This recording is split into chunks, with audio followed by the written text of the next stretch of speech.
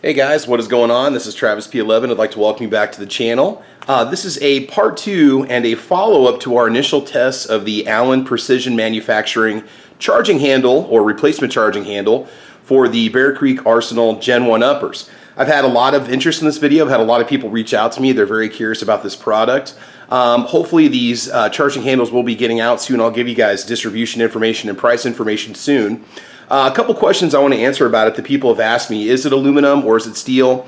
The bolt and the handle are both machined from 303 stainless.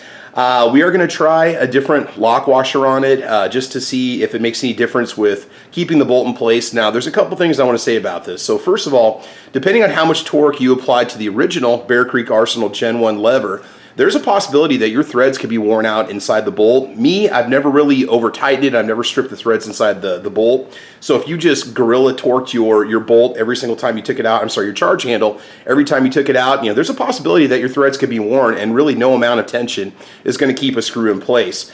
As for me, I'm not using any Loctite on the threads whatsoever. This is a very high quality product. I mean, it's definitely a very suitable replacement for the Gen 1 charging handles. I don't know if the Gen 1 charging handles are available anymore from Bear Creek Arsenal, so for a lot of people, this might be your only option. I've already had a few people tell me that they've lost theirs, or they flew off at the range and couldn't find them, or they've misplaced them while disassembling and cleaning the firearm. So first of all, about this particular setup, this firearm is clear. We do have a chamber flag in the chamber. This is a 762 by 39 Bear Creek Arsenal upper, and it's kind of nice to test it, this upper with this particular handle, because you've got a lot of force, a lot of power going through the round, and if this thing's going to see any kind of wear and tear, it's definitely going to happen with a 762 by 39 round. Not exactly pleasant to shoot, but definitely a lot of fun to shoot. In the first video, we did have some trouble with the magazines. No matter which 30 round mag I used, it would not cycle properly, which is kind of odd because the last time I took this thing out a couple years ago, it ran just fine. So we are going to take the 30s back out just as a backup, but I'm not planning on using them. We are going to go ahead and take out the 20 round magazines. I've got two of these with 15 rounds per mag. I'm hoping that'll increase the reliability of the magazines. Both of these, well, one of them had issues. I had to manually push up on the mag and pull back on the handle to get it to cycle every time. So regardless of how the gun shoots, as long as it shoots, that's all that matters. I'm not so worried about the reliability. And to be honest with you, I like this upper, but I'm about ready to move on to something else, maybe get a 5.56 upper for it and so on.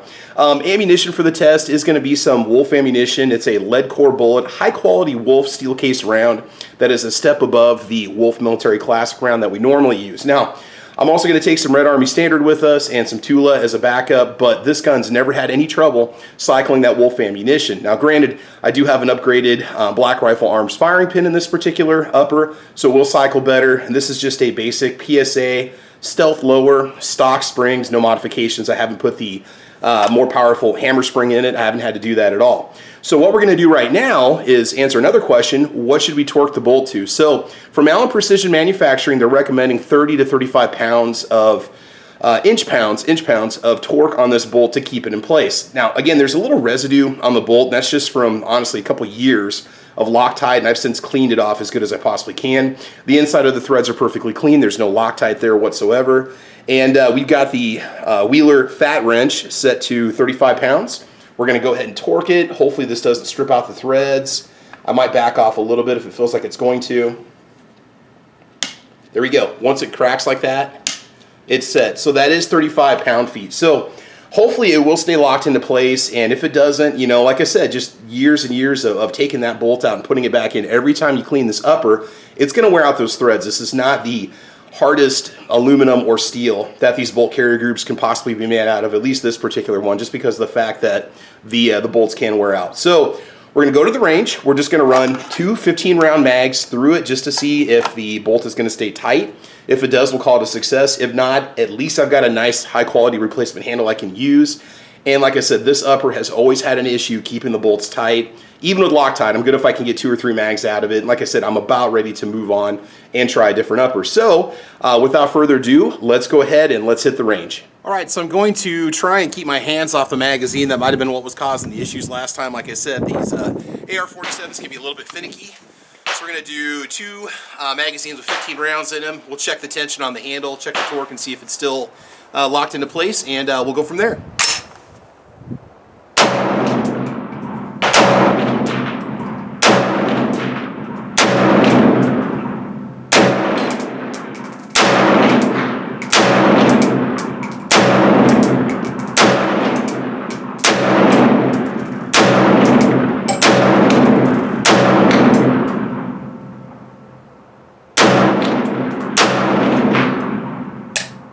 Okay.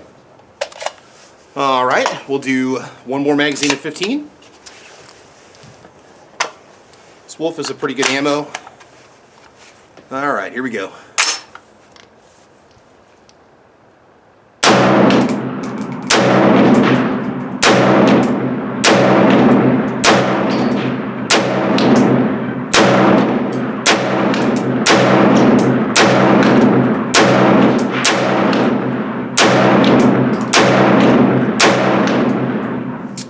Okay, locked open on empty. Okay, let me go ahead and get the Allen key out and we will check and see if we have any tension. Hang tight. A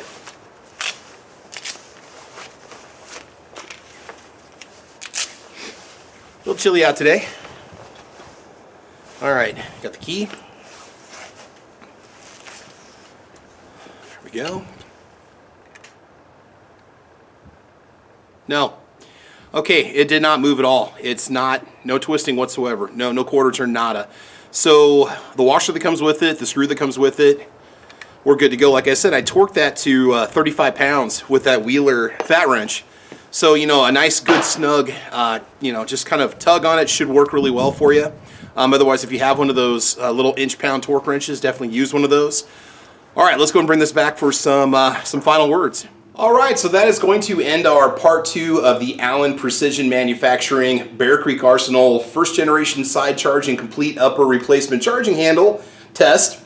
And looks like we passed it with flying colors. It was just a matter of getting that bolt torque properly, getting it to where it needed to be, which was 35 inch-pounds of torque. And we should be all set to go. Before, with the old Bear Creek charging handle, I couldn't even get through a full mag without that bolt handle just flinging itself loose or sometimes flying right off the bolt. A couple of you have reached out to me and said that you've even lost yours, so you're looking for a replacement source. Hopefully this is going to be it. So as soon as I get some distribution and pricing information, I might make one more part to this video just to let you know. Again, other than being part of the R&D and getting a sample unit, I get no financial kickbacks from endorsing Allen whatsoever. I'm just helping you find a part that can be very useful for you, myself, a Gen 1 owner, okay? Because at some point, Bear Creek Arsenal is not going to sell those charging handles, which could be happening at this point or in the near future, just so you know. All right, guys, so that's it. Thanks for watching. Thanks for checking out the channel. Make sure you check out my little podcast called Caliber Corner. We run that Saturday mornings at 8 a.m. Central Time over here on YouTube. We talk guns and ammo. We have a good time. Make sure you check it out. But in the meantime, I want you to have fun. I want you to be safe. And as you know, we will talk to you soon. All right, take care. Bye-bye.